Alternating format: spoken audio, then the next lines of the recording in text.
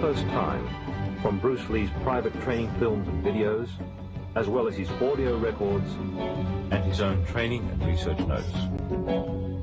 To compile this film, we have had the complete cooperation of the Bruce Lee estate, enabling us to draw, for the first time, from Bruce Lee's private training films and videos, water is as well as his... insubstantial. By that I mean you cannot grasp hold of it.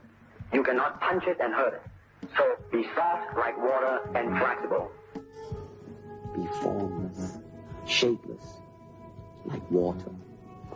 Now you put water into a cup, it becomes the cup. You put water into a bottle, it becomes the bottle. You put it in a teapot, it becomes the teapot. Now water can flow or it can crash. Be water, my friend.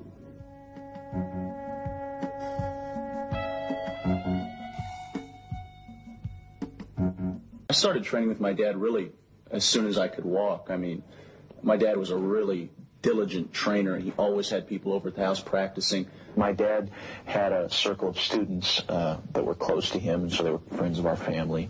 And one of those men, Danny Inosanto, continued to be my teacher, so it was kind of a nice unbroken line. I have his books at home with all of his underlining and his notes in them, and it's fascinating to see where he drew his sources from, from what sources he drew. He's got books on Western fencing at home that he would use, on boxing. I remember he always used to say that you want to try and absorb what is useful, discard what is useless, and add what is essentially your own, and that was kind of his credo in creating Jeet Kune Do. When people ask me the question in interviews generally what my style is, I usually say, well, my father created the art of Jeet Kune Do while he was alive, and I have been trained in that. Because it's simple to say that. However, I actually truly feel that it's a little bit too simple to say that, because Jeet Kune Do was my father's very personal expression of the martial arts. He intended it to kill a lot of sacred cows. So I always feel a little bit silly saying that I practice Jeet Kune Do, although I certainly have been trained in it. It would be more accurate to say that I practice my own interpretation of Jeet Kune Do, just as, frankly, everyone who practices Jeet Kune Do does, because that's what it was intended to be. Danny, my Sifu, always talks about teaching Jeet Kune Do concepts. In other words, teaching someone the concepts, a certain way of thinking behind the martial arts, as opposed to teaching them techniques. To me, that kind of illustrates the difference between giving someone a fish and teaching them how to fish. You know that old story, right? You can teach someone a certain block, and then they have that block.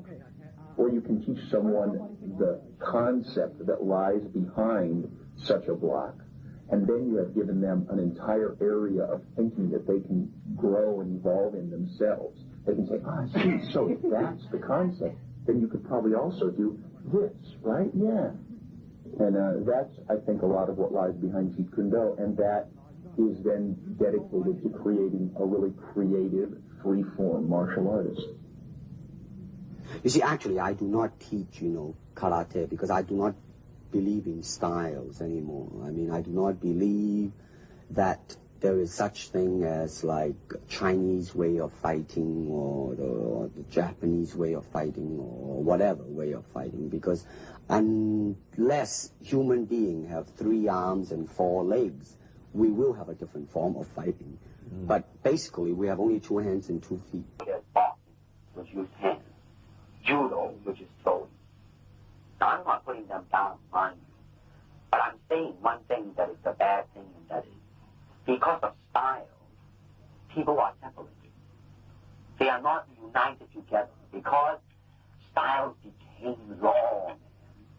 But the original founder of the style started with hypotheses. But now it has become the gospel truth.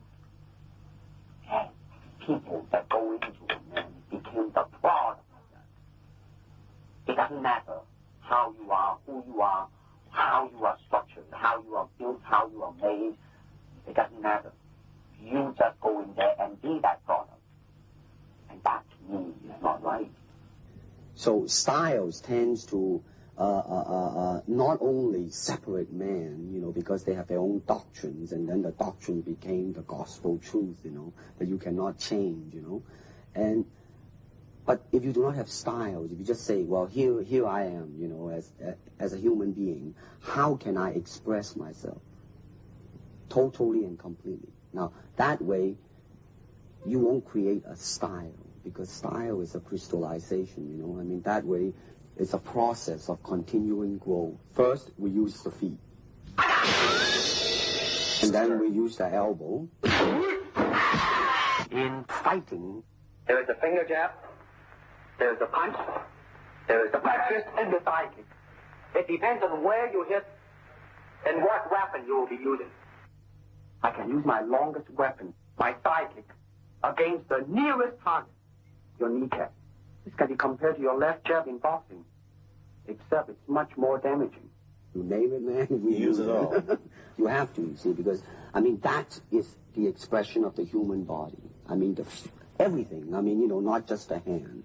And when you're talking about combat, well, if it is a sport, now you're talking about something else. You have regulations, you have rules. But when you're talking about fighting as it is, with no rules. Real fighting. Well, then, baby, you better train every part of your body.